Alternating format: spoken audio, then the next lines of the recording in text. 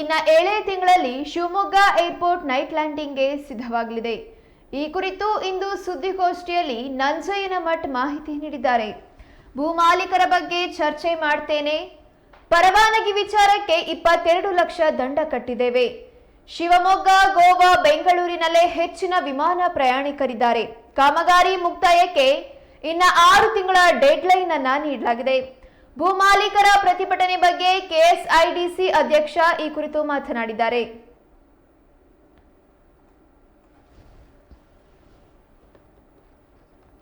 ₹22 ಲಕ್ಷ ದಂಡ ಪಾವತಿಸಿ ಶಿವಮೊಗ್ಗ ವಿಮಾನ ನಿಲ್ದಾಣವನ್ನ 3 ವರ್ಷದವರೆಗೆ ನವೀಕರಣಗೊಳಿಸಲಾಗಿದೆ ಎಂದು ಕರ್ನಾಟಕ ರಾಜ್ಯ ಕೈಗಾರಿಕಾ ಮತ್ತು ಮೂಲಸೌಕರ್ಯ ಕೆಎಸ್ಐಡಿಸಿ ಅಧ್ಯಕ್ಷ ನಂಜಯ್ಯನಮಠ ಹೇಳಿದ್ದಾರೆ. ಈ ಕುರಿತು ಇಂದು ಶಿವಮೊಗ್ಗದಲ್ಲಿ ನಡೆದ ಸುದ್ದಿಗೋಷ್ಠಿಯಲ್ಲಿ ಮಾತನಾಡಿದ ಅವರು, ಈ ಹಿಂದೆ 3 ತಿಂಗಳ ಹಿಂದೆ ಶಿವಮೊಗ್ಗಕ್ಕೆ ಬಂದಾಗ 300 ಜನ ರೈತರು ನಿವೇಶನಕ್ಕಾಗಿ ಪ್ರತಿಭಟಿಸಿದ್ರು.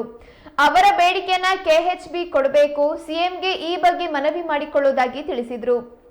ಸದ್ಯ ಇದೀಗ ಶಿವಮೊಗ್ಗ ವಿಮಾನ ನಿಲ್ದಾಣದ ನೈಟ್ ಲ್ಯಾಂಡಿಂಗ್ ನಿರ್ಮಾಣಕ್ಕೆ ಡಿಸಿಸಿಐ ವಿಧಿಸಿದ ದಂಡ ಅಡ್ಡಬಿದ್ದು ಅದನ್ನ ನಿವಾರಿಸಿ ಈಗ 7 ತಿಂಗಳ ಒಳಗಾಗಿ ರಾತ್ರಿ ವಿಮಾನ ಸಂಚಾರ ಆರಂಭಿಸಲಾಗುತ್ತದೆ. ಡಿವಿಒಆರ್ ಯಾಂತ್ರಿಕ ವ್ಯವಸ್ಥೆ ಟೆಂಡರ್ ಮುಗಿಸಲಾಗಿದೆ. ಮಣ್ಣಿನ ಪರೀಕ್ಷೆ ವರದಿಗಾಗಿ ಕಾಯಲಾಗುತ್ತಿದೆ. ಈ ವಾರದಲ್ಲಿ ವರದಿ ಬರೋ ನಿರೀಕ್ಷೆಯಲ್ಲಿದ್ದೇವೆ. ನೈಟ್ ಲ್ಯಾಂಡಿಂಗ್ ಇಲ್ಲದೆ ಹವಾಮಾನ ವೈಪರೀತ್ಯದಿಂದ ವಿಮಾನಗಳು ವಾಪಸ್ ಹೋಗದಂತೆ ನೋಡಿಕೊಳ್ಳಲು ಈ ನೈಟ್ ಲ್ಯಾಂಡಿಂಗ್ ಸಹಾಯವಾಗಲಿದೆ. ಜೊತೆಗೆ ರಾತ್ರಿ ವೇಳೆಯಲ್ಲಿ ವಿಮಾನ ಹಾರಾಟಕ್ಕೆ ಅನುಕೂಲವಾಗಲಿದೆ ಎಂದರು. ಆ ಸಂದರ್ಭದಲ್ಲಿ ತಾವು ಒಂದು ವಿಷಯ ಗಮನಕ್ಕೆ ತಂದಿದ್ರಿ.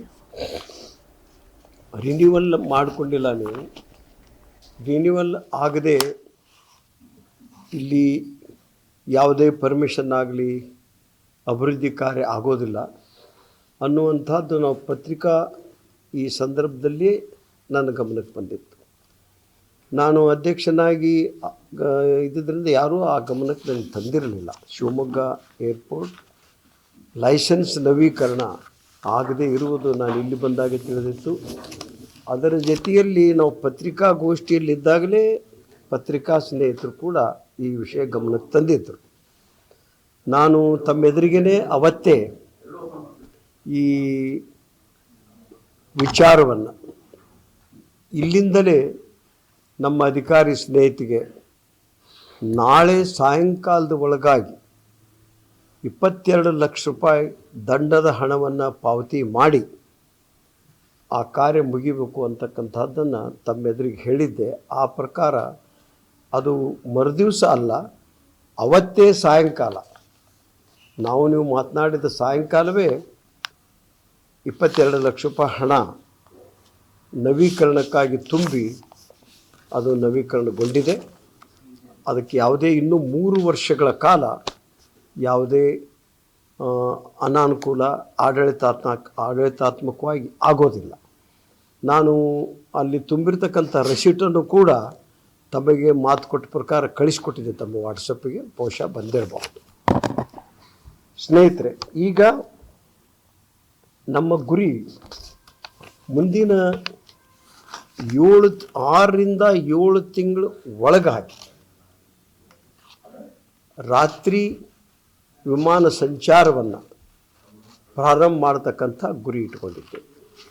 ಅದಕ್ಕೆ ಕಾರಣ 6 ತಿಂಗಳ ಯಾಕೆ ಬೇಕಾಗಬಹುದು ಅನ್ನುವಂಥ ಸಂದರ್ಭ ಬರ್ಬೋದು. ಇದೀಗ ನಾವು DVOR DME ಈ ಒಂದು ಯೋಜನೆಯನ್ನು ಮಂಜೂರಾತಿ ಕೊಟ್ಟಿದ್ದೇವೆ ಸರ್. ಇದು DVOR ಅಂತ ಹೇಳಿ ದಿಕ್ಸೂಚನೆ ಕೊಡ್ತಕ್ಕಂತಹ ಒಂದು ಯಾಂತ್ರಿಕ ವ್ಯವಸ್ಥೆ ನಮ್ಮ ಏರ್ಪೋರ್ಟಲ್ಲಿ ಇರುವಂಥದ್ದು. ಇದು ಈಗ ಟೆಂಡರ್ ಪ್ರಕ್ರಿಯೆ ಮುಗಿದು ಅದಕ್ಕೆ ಚಾಲನೆಯನ್ನು ಕೂಡ ಕೊಟ್ಟಿದ್ದೇವೆ. ಆ ಕೇಂದ್ರವನ್ನು ಸ್ಥಾಪನೆ ಮಾಡತಕ್ಕಂಥ ಸ್ಥಳದ ಮಣ್ಣನ್ನು ಪರೀಕ್ಷೆಗೆ ಕಳಿಸಲಾಗಿದೆ. ಮಣ್ಣಿನ ಪರೀಕ್ಷೆ ವರದಿ ಈ ವಾರದಲ್ಲಿ ಬರಬಹುದು ಅನ್ನುವಂಥ ನಿರೀಕ್ಷೆ ಇದೆ. ಅದಕ್ಕೊಂದು ಕೆಲವೊಂದು ವೈಜ್ಞಾನಿಕವಾಗಿರ್ತಕ್ಕಂಥ ತಾಂತ್ರಿಕ ವಿಚಾರಗಳಿರ್ತವೆ. ಅಲ್ಲಿ ನಾವು ಅದನ್ನು ಇನ್ಸ್ಟಾಲ್ ಮಾಡೋದಕ್ಕಿಂತ ಮುಂಚೆ ಮೊದಲು ಮಣ್ಣಿನ ಪರೀಕ್ಷೆ ಬೇರೆ ಬೇರೆ ವಿಷಯದಲ್ಲಿ ಆಗಿದ್ದರೂ ಇದರಲ್ಲಿಯೂ ಕೂಡ ಒಂದು ಚೆಕ್ ಲಿಸ್ಟ್ ಪ್ರಕಾರ ಮಣ್ಣಿನ ತಪಾಸಣಾ ವರದಿ ಬರಬೇಕಾಗ್ತದೆ. ಸೊ ಅದನ್ನು ಒಂದು ವಾರದಲ್ಲಿ ಬರ್ಬೋದಾ? ಒಂದು ವಾರದಲ್ಲಿ ಅದು ನಾಳೆನೇ ನಾವು ಕೇಂದ್ರ ಕಚೇರಿಯಿಂದ ಬರುವ ಹಾಗೆ ಮಾಡಿ ಆ ಕೆಲಸವನ್ನು ಪ್ರಾರಂಭ ಮಾಡ್ತೇವೆ. ಆ ಕೆಲಸದ ಅವಧಿ 6 ತಿಂಗಳಾಗಿದೆ.